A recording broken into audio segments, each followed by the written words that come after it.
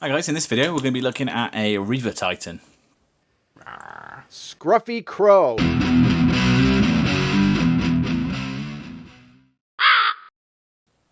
Okay, so this model was given to me very kindly by Johnny Watson. I'm still not sure if I can accept it.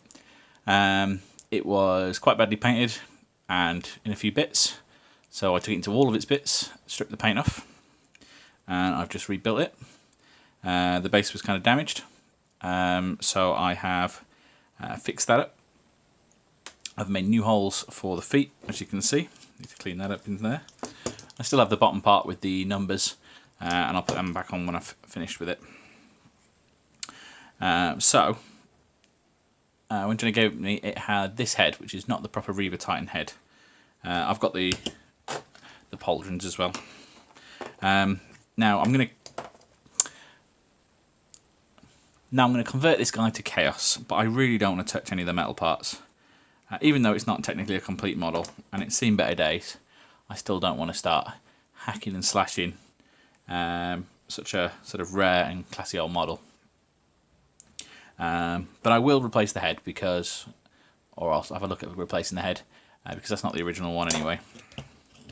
And we can always add some bits without really damaging it. And then I had a brainstorm while I was looking at this guy. I remembered this neon orange sprue that I picked up on a magazine. And this is for some big old dog things.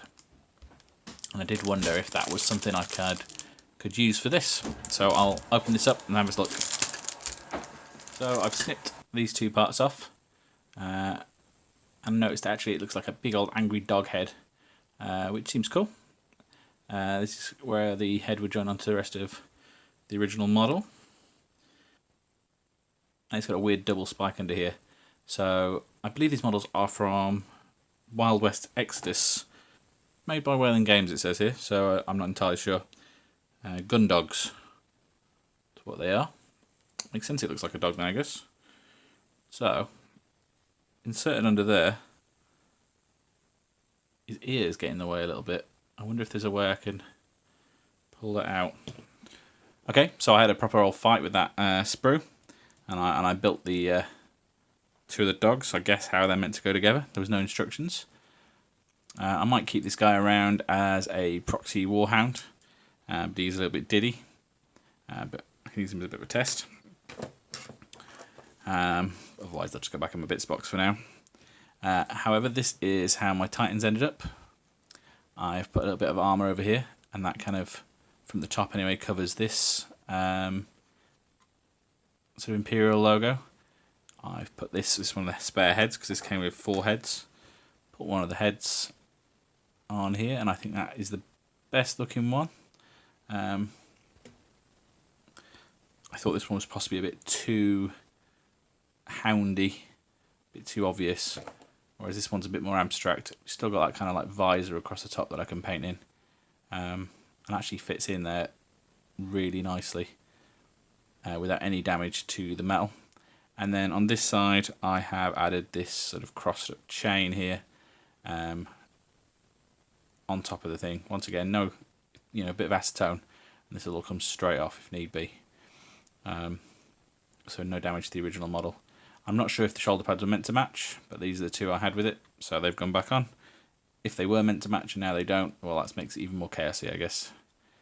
So I'm going to fill in some details with a bit of green stuff, and just where this connection is, and then we'll work on the base a bit more. The glue's now all dry, it's all stuck in place, it's not going anywhere. And I'm just going to neaten up his neck with a little bit of green stuff. On the base here I've put a bunch of wood filler, sanded that down so you can't tell the edge on the plastic I added so much. And I don't know if you saw these, but they're just little plastic card triangles, because there was some on the base. I do not know how important they'll be. I imagine the ones on the sides are probably more important for facing, but still, there's some. So on the neck here I'm drawing a really thin sausage. I'm going to jam that right in there, and then I'm just going to work around the sort of contours. I'm going to try and join the metal to the plastic.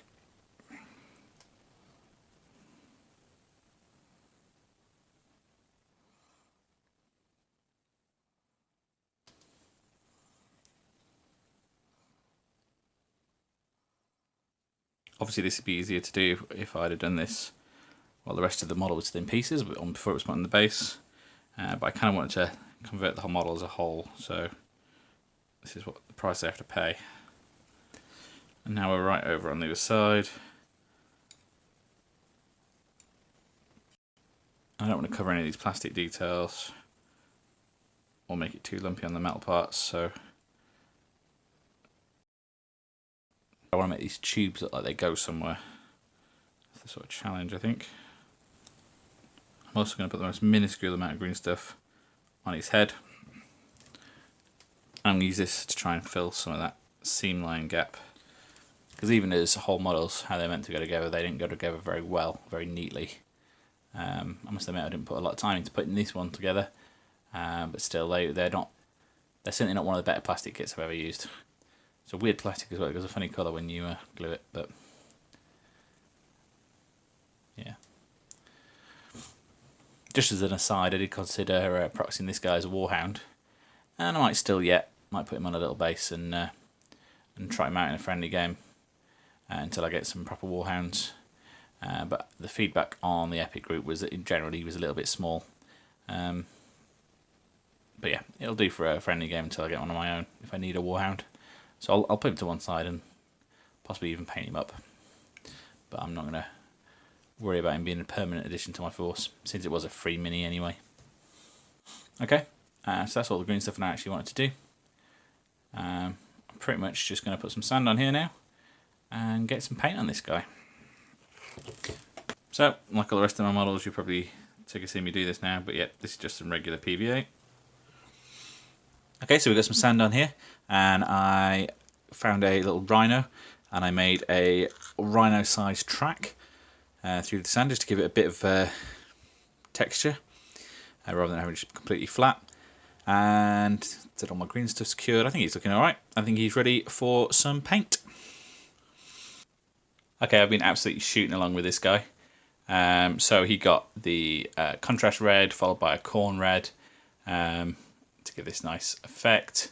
I think I went too far with the Khorne red, if I'm honest, but I might even do some little highlights in an even brighter orange. I followed the same patterns off the armour onto his head to try and blend that all in. I think that's worked pretty well. And then everything else, all the silver bits were black, and then a dark silver.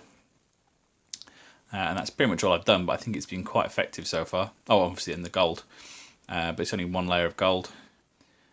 So with just a couple of colours, I think he's looking quite striking. We've also done the base in my Rhinox Hide Guncorpse brown, and then the ivory, the Meneth white base, same as everything else. So we're really just at the finishing touches stage now. One little tiny detail is going to be a stripe of this warp block bronze,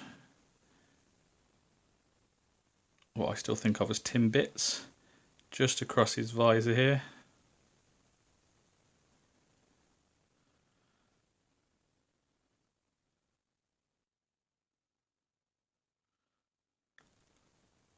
Like so. I'm going to keep that as that. Another is going to be inside his little mouth cannon here. I'm just going to do a bit of black to make that look deeper than it is. I'm now going to dull down and add a little bit of contrast to some of this metal with some Agrax Earthshade. Okay, so I grubbed this guy up with the wash. I think that's come out quite well. There's some stripes there, there's some sort of water lines down his leg and stuff. And I think this has really worked. I think it makes the red almost glow. What I've also been going around and doing is with my fine brush and some black, is I've just made some marks there, in here, on the end of his power fist, though that's a little bit obvious. I'm not sure I like that. Let's see if we can rough that, make it a bit more random looking. And then just a few more of little bits. There's a stripe here. And this is going to be some battle damage. So yeah, keep it going across there. Maybe a little patch there. And now we've got a bit of this quicksilver, nice bright silver. The GW equivalent would be mithril silver, if they still make that. And now I'm going to use that to highlight the sharp edges on the sort of weapons. So on his little chainsword there, and on the edges of his sort of teeth.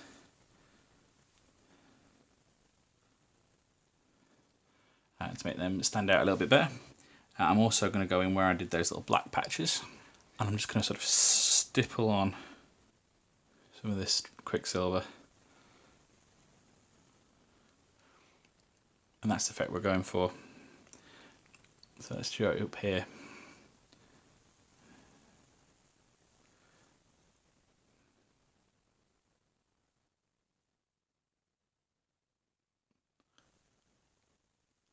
Like so. And this is how I'm going to do my battle damage.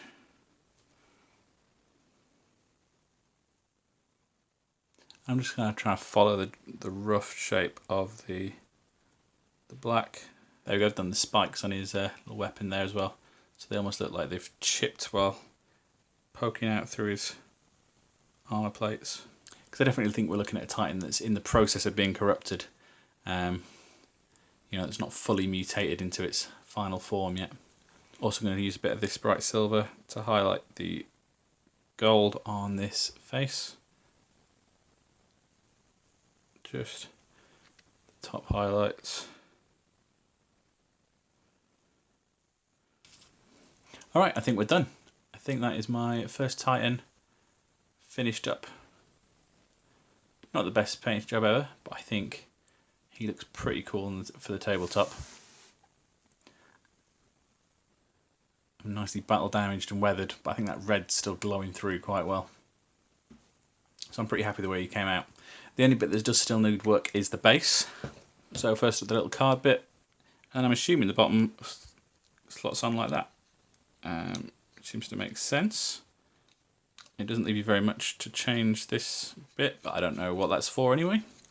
So yeah, that slots in there quite nicely. I'm probably not going to use any glue or anything. Just leave that as it is. Okay, so the last thing we need to worry about is going to be the base. And I don't think I'm going to tackle that in this video, because I'm still not sure how I'm going to spice these bases up. I said the only texture I've really put in there is the tank tracks, just to break up the monotony. But I really don't know what I'm going to put on it. Possibly a bit of ground foam, a bit of green ground foam. But yeah, I'm still not completely sold. So if you've got any ideas about how I can pretty up my bases, drop them in the comments. So actually the last thing I'm going to do on this before he's finished is just paint this base rim black. And that's all for this video. Please let me know what you thought down in the comments. Maybe subscribe for more. And as ever, thanks for watching. Bye.